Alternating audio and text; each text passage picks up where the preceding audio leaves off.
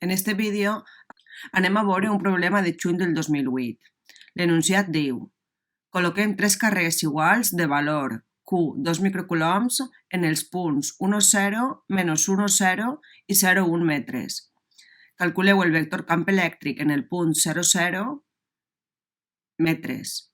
I quin és el treball necessari per a traslladar una càrrega elèctrica puntual de valor Q 1 microcoulomb des del punt 0, 0 fins al punt 0 menys 1 metres.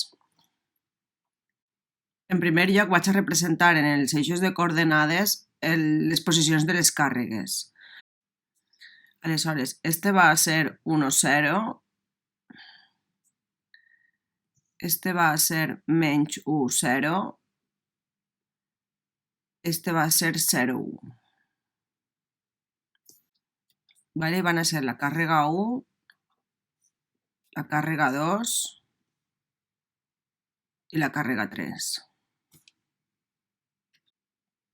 A continuació vaig a representar el camp produït sobre el punt 0 per cada una de les càrregues que m'indica. Este és el punt 0. El camp produït per la càrrega 1 serà de repulsió perquè és positiva. El camp produït per la càrrega 2 també serà de repulsió perquè és positiva. I el camp produït per la càrrega 3 també serà de repulsió perquè és positiva. A la vista de la representació dels camps elèctrics, i com que sabem que les tres càrregues són iguals, ja podem considerar que el camp E sub 1 més el camp E sub 2 van a ser igual a 0, perquè tenen el mateix mòdul, la mateixa direcció, però sentit contrari. Per a saber el camp elèctric total, hauríem de calcular E sub 3, que serà igual a la constant elèctrica per la càrrega 3 dividit entre el radi 3 al quadrat i multiplicat per el vector unitari 3. És a dir, 9 per 10 elevat a 9 per 2 microcoulombs, que seran 2 per 10 elevat a menys 6, i dividit per la distància entre les càrregues, que és 1 metre al quadrat, el vector unitari del radi, que serà menys xota.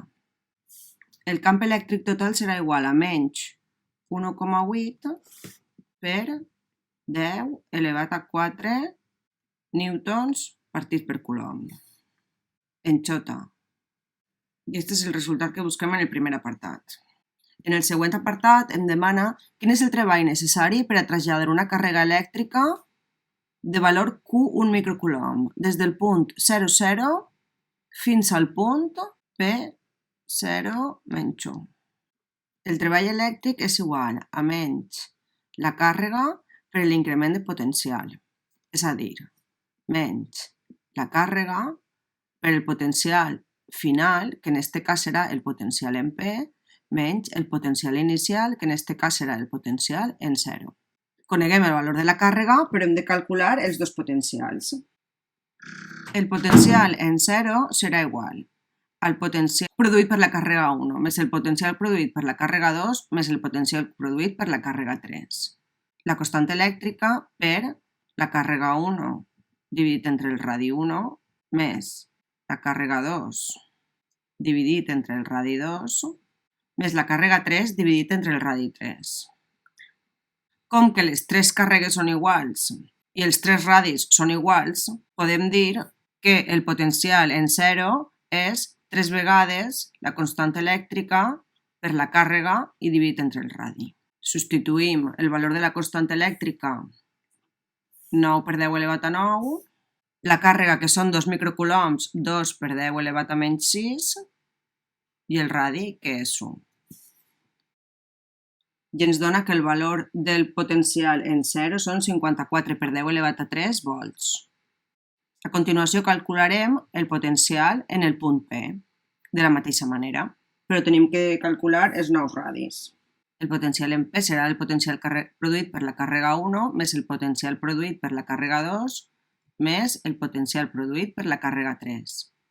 En aquest cas, la distància des de la càrrega 1 i des de la càrrega 2 fins al punt P seran iguals, encara que tinguin diferent vector direcció, en aquest cas, com que estem treballant una magnitud escalar, no ens importa, mentre que la distància de la càrrega 3 serà diferent.